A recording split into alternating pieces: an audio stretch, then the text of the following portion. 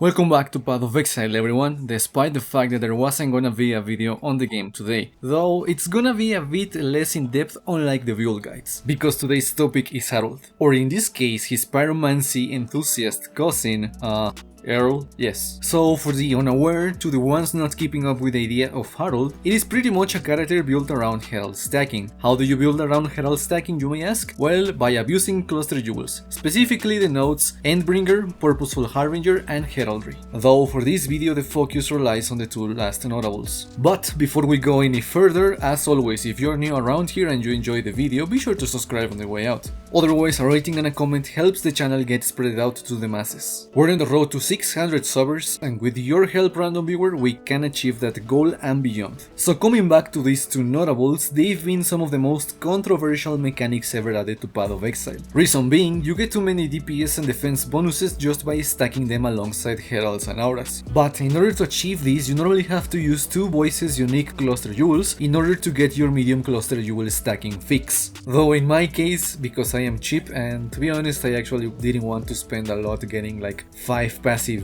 variants of voices, I chose to go with regular large cluster jewels alongside the mana reservation nodes in the tree in order to be able to cram as many auras as possible into the character. Due to this idea, I chose to overuse Heraldry alongside Purposeful Harbinger instead of using Endbringer.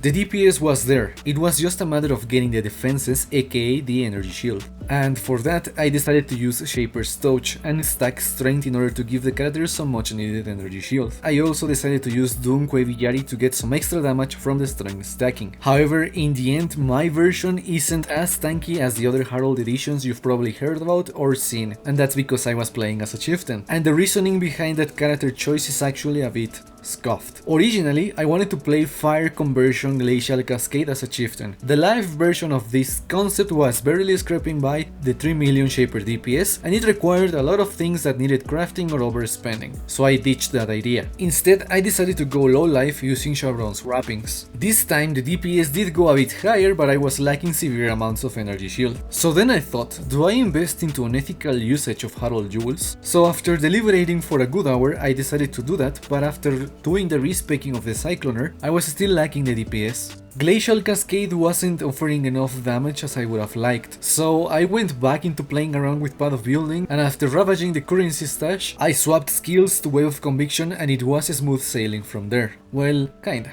But I will admit that the DPS is kinda stupid. According to POV, fully buffed, aka Val, Righteous Fire, Val, Haste, All Flasks Up, Enemy Ignited, Unconsecrated Ground, etc. The DPS is roughly 18 million, almost 19 million. And in practice, it actually feels like that. Sirius's Guardians died in mere seconds. Shaper Guardians fell to a similar experience, as did the Elders, except, you know, for their stupid face transitions. Anyways, Shaper and Elder died relatively fast. However, I did run into an issue when fighting Sirius. For one reason or the other, I didn't have my Val skills for the last phase, and I was forced to play Dodge My Shit Mother Trucker with Sirius, a game that I'm not particularly fond of. Sadly, out of the 2 runs I did against him, I died once on the first one and twice on the second. In both cases, it was to my inability to dodge his crap, and to be quite honest, this problem would have not shown itself if I had those Val skills ready to be used as soon as the last phase started, as I am 100% sure I would have melted him fast enough to avoid spending my time dodging him, though the second run gave me something that was pretty profitable, so in the end it was all good. However, I must admit that while I found killing bosses in single digit seconds amusing, I will say that it wasn't particularly the highlight of the league for me. Being totally honest, I wasn't very convinced of it when I began playing it, as I did get second thoughts for respecking the Cyclone Berserker and getting rid of some of his gear. The build eventually grew on me, but I still wasn't sold on the concept behind it, as my character doesn't have the 90% to all elemental resistances, or the 90% fist damage reduction, or the 10k plus energy shield. My character is pretty scuffed in that regard.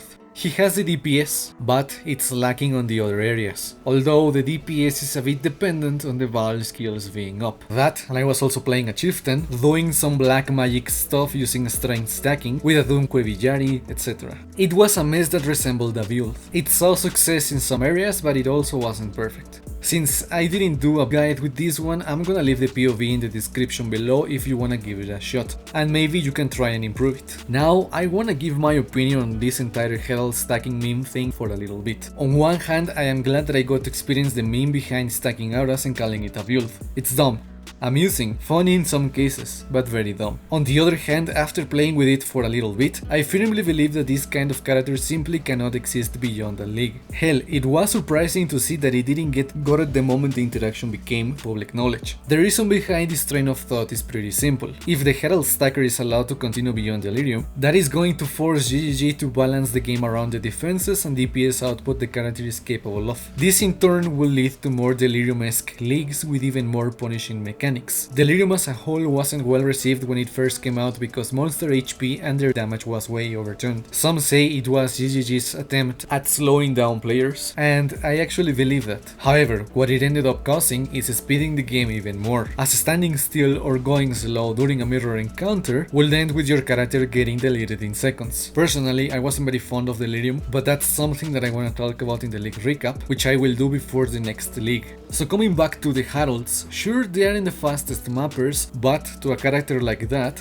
of what use is speed when you can just shrug off everything that is being thrown at you and at the same time you dish out nukes to everything you come across? Is it fun? Heck yes. And if you have the currency to pull off Herald stacking, there is no reason not to give that a shot, regardless of how unethical or morally ambiguous it is to play it. But we must also understand that the mere existence of these kinds of characters is an oversight. One that hopefully shows that the game needs to slow down a little bit, but also to slow down with overly punishing mechanics that few people are finding enjoyable to deal with. I know that that is a hot take, and if you disagree with it, I'd like to hear the reasoning. Civilized reasoning, of course. And that's it for the tale of pseudo Herald stacking, or something like that. Now, as I said previously, the next video is gonna be a Minecraft Dungeons review. As I upload this video, I haven't played that game yet, but I should be able to talk about it by Friday. It should be a good video, so keep an eye out for that. And that's gonna be it for me, at least for now. If you liked the video and you aren't subscribed yet, hey, I'm just saying it's free and you help the channel grow.